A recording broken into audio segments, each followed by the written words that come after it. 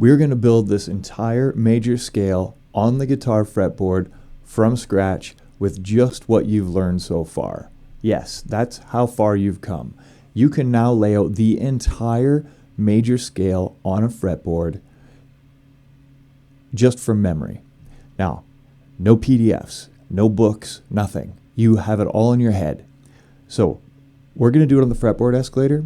Of course, you could try doing it on a piece of paper as well, but we've got these tools in front of us, so let's use them. So I'm going to take this one away. We're going to put a blank one in front here. Okay, we are going to build the A major scale all the way across the fretboard.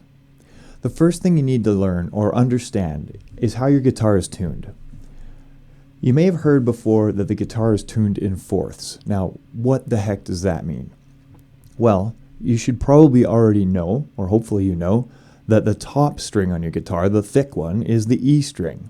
And as you progress down through the strings, the letters go E, A, D, G, B, E. And have you ever wondered why? Why are they named that? Why didn't they just go A, B, C, D? Well, the guitar is tuned in fourths. So from E, if you count 4, including the E, see what letter you get to. So we go E, F, G, A. So that's 4. That's our next string. Well, let's try the next one. So A, B, C, D. That's the next string as well. Okay, D, E, F, G. There's our G string. G, A, B, C. There's where we have a little bit of a problem. So they've actually tuned that last string, or that B string, should be a C if you continue with the tuning of fourths. But it's not. Don't ask me why. It makes it easier to play certain things. Let's just leave it at that. What they've done is tuned that a half step back from C to B. But then after that, don't worry, the rules still apply. So B, C, D, and E. Again, we're back at E. So E, A, D, G, B, E all stems from fourths. So try it out. Count it out on your fingers. If you don't know the letters on your guitar, forget about the acronyms. Just understand why, and then practice in your head E, A, D, G, B, E. So I won't do it again because you probably don't need to watch me count on my fingers, but now you know how the guitar is tuned. So that's going to help us lay out the scale across the rest of the fretboard. So let's start out by creating the A major scale. So what I'm going to do is just turn the circle of fifths dial to A major. We might reference that as we go. But the other thing I'm going to do is I'm going to highlight those chord tones we talked about earlier, the 1, the 3, and the 5 of the A major scale. And I'm going to highlight them with a different colored peg. You're going to see why at the end, and it's going to blow your mind. Well, I think it's pretty cool. So starting at A, we put our 1. We understand. We know now if we're going to build the A major scale, the A goes for the 1, right? The 2 is a full step away. I'm going to start building this and probably speed the video up because you should all know this, right? Whole step, half step between the 3 and the 4, right? And then the 5 is a whole step. Now, when we start over here, we start back at this side. We know that everything's a repeat, right? So between E and F is only a half step, and we know between 5 and 6 has to be a whole step, right? So we're going to have to skip this and go whole step to here. Whole step. And now 6 and 7 is another whole step, and we know we did it right because between 7 and 1 is a half step. So let's just check our work. Do we have whole steps everywhere except for between 3 and 5 and 7 and 1? Well, let's check it. Whole step, half step, right? Whole step, and then away from here is a whole step because we added that little fret. Whole step, half step, perfect. 3 and 5, 7 and 1, great. We've got our major scale laid out in A major. And now if you remember way back to the lesson, you'll see what is sharp and what is flat here just by looking at the letters down below. I won't go into it right now, but you should be able to just pause the video, take a look, and recognize right now what is going to be sharp and what is flat in this key just by looking at the letters here across the front of the fretboard escalator. If you don't, you might want to go back and just have an understanding as to why. Again, you don't have to think about this all the time, but to know why, really makes you comfortable with why. That makes no sense. I'm going to keep talking. Okay, so we need to now go to the A string. We just laid this out on the E string, but how do we get to the A string? Well, we just said it was tuned in fourths, so E, F, G, A, right? 4. Now, if we start at the 1 and we do the same thing, 1, 2, 3, 4. Okay, perfect. So under the 1 is always going to be a 4. Okay, so let's put a 4 under the 1. And now we have a starting spot.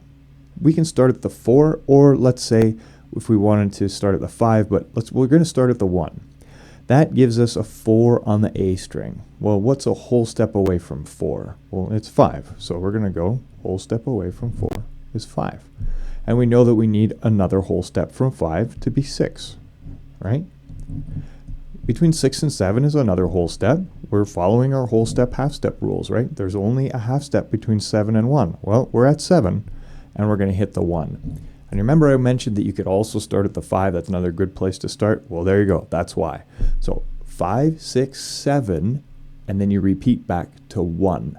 There's our fourths.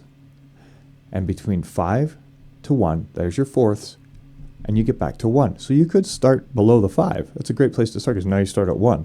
But we're not children here. I think you can start counting to 7 anywhere between 1 and 7, right?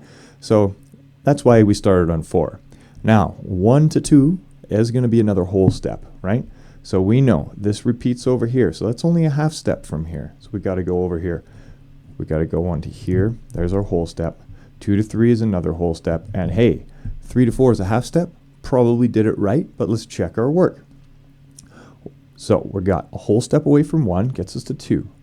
Whole step, half step, whole step, whole step, whole step, half step. Okay, perfect. Or make sure the 3 and 4s are together and the 7 1s are together, you're done. So that is the A string. Well, how do we do the D string? Well, I think you can guess. Pick any number to start at. The only number you can't pick, this is the only rule, is you just can't pick the 4. So let's start at the 5. So 5, 6, 7, 1. There's fourths. That's the 4th away from the 5. So let's put the 1 below the 5. 1 is below the 5. And now let's just start our rules again. We got a whole step to 2. Ooh, sorry, I got to get my 2 out of here. A whole step to 3. A half step to 4. A whole step to 5. We're going a little quicker now. Whole step to 6. Whole step to 7. And let's hope that we only have a half step back to our 1. And we do. Double check. Whole step, half step. Whole step, whole step, whole step, half step. Boom, done. Okay, so I think I'm going to fill out the rest of this just quickly, and I'll speed up the video, and we'll have this thing filled right out. Oh, right, we have one. I'm actually going to continue going on here. So I'm going to pick my 1 as my starting point. 1, 2, 3, 4. Sorry, 1, 2, 3, 4, right? That's our 4.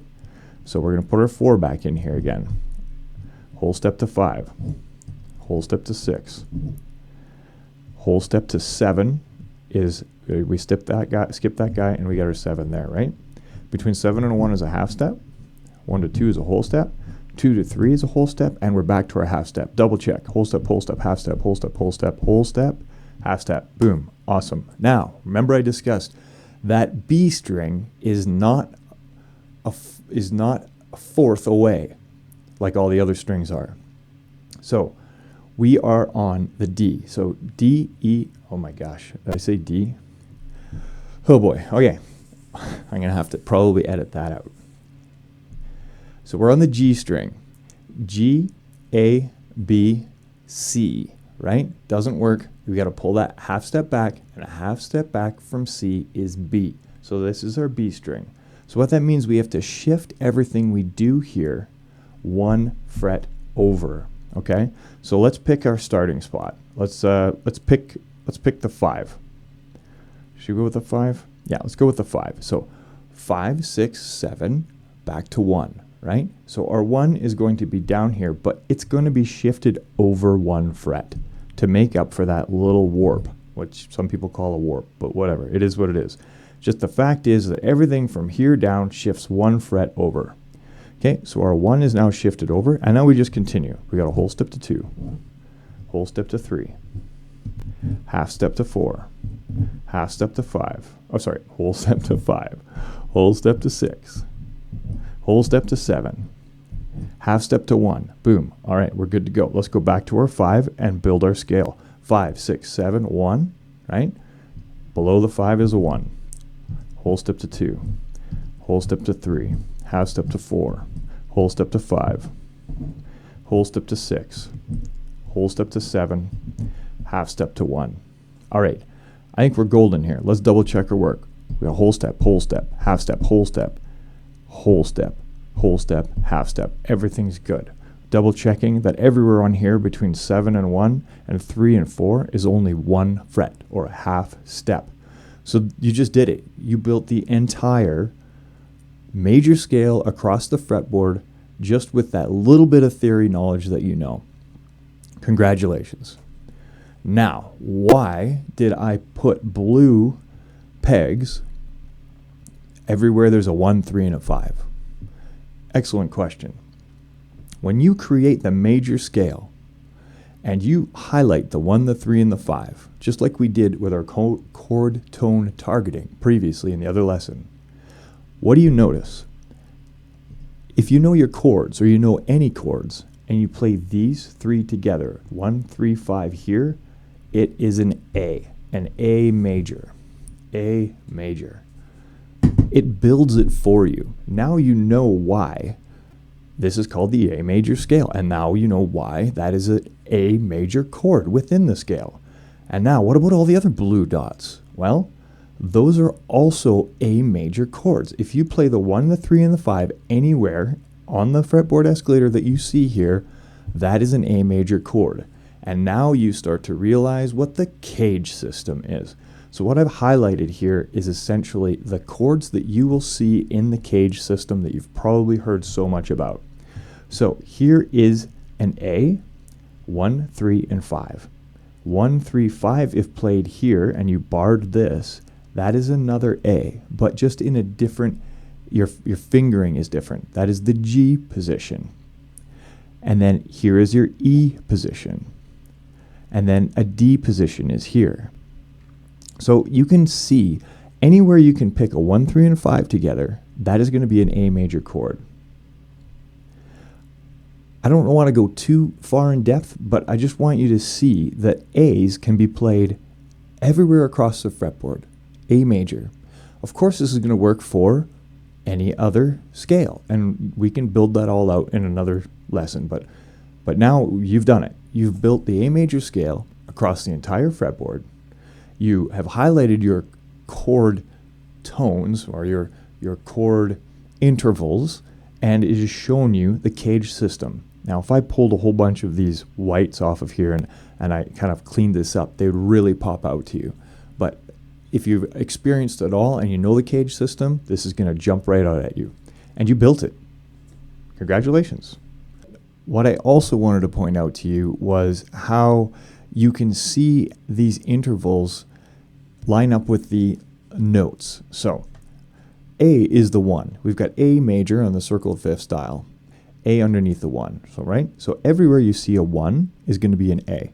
So there's an A, and A. Right? Perfect. Okay, so let's pick another note. So how about a 2? The 2 should be a B. 2, B. So our 2 is above the B, so confirmed for this string, but everywhere else you see on here, there's a 2, that's a B. So B, B, and B. Notice that we have very similar patterns, and you're going to start seeing these patterns. How about the 4? Okay, let's pick the 4. The 4 is a D. So everywhere there's a 4, you can see the 4 lines up with the D for the E string. Everywhere on the fretboard escalator, you see a 4, that's a D. So play it. Play the 4 here, play the 4 here, play the 4 here. D, D, and D. Okay, this is also a D over here. Okay, I think that's mostly what I wanted to get at, except that it's not only knowing that these notes align with the intervals, but this entire shape and all of this shifts up and down the fretboard on the guitar, and that's what makes the guitar such an amazing instrument. You can change keys just by shifting these numbers down. Now, if you called these letters, let's say if we called this A instead of 1, and I went to go and change the key on the fretboard escalator to G major. So I'm in A major now, and let's say I change this to G major.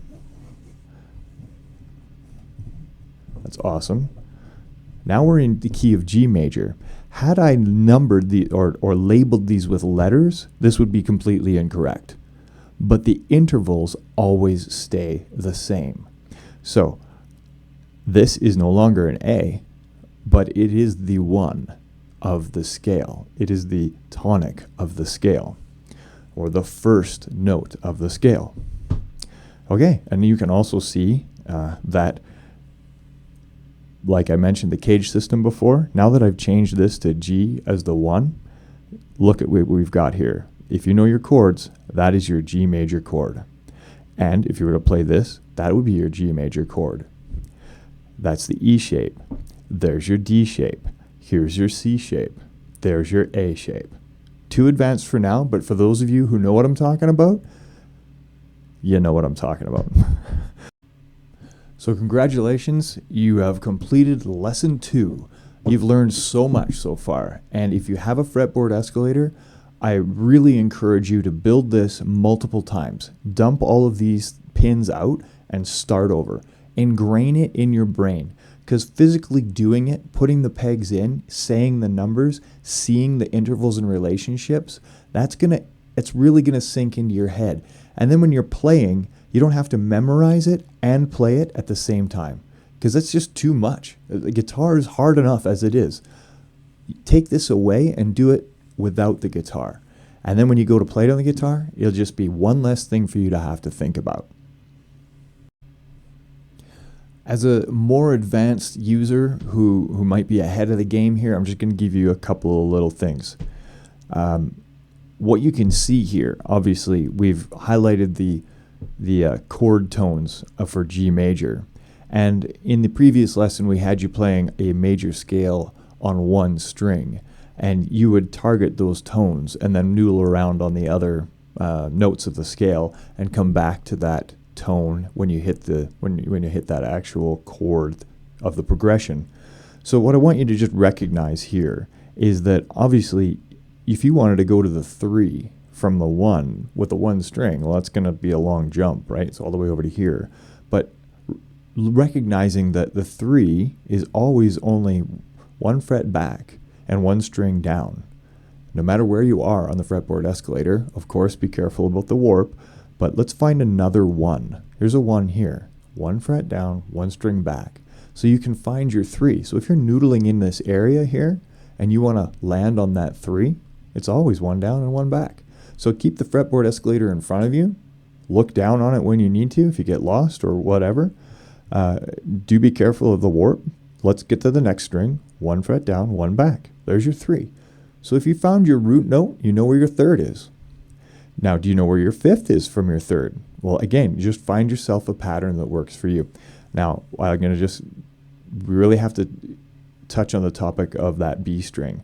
So if we were to find our 1 here, we're not 1 fret down and 1 back anymore. We're just 1 fret down because everything shifts up. Now, when we go to the B string, we're back to the same pattern, 1 fret down and 1 back. Okay? Look at the fretboard escalator. Look at the colors. Find these chord tones for the G major chord and understand where those intervals are in relationship to each other. Use it, and after a while, you're just going to remember it.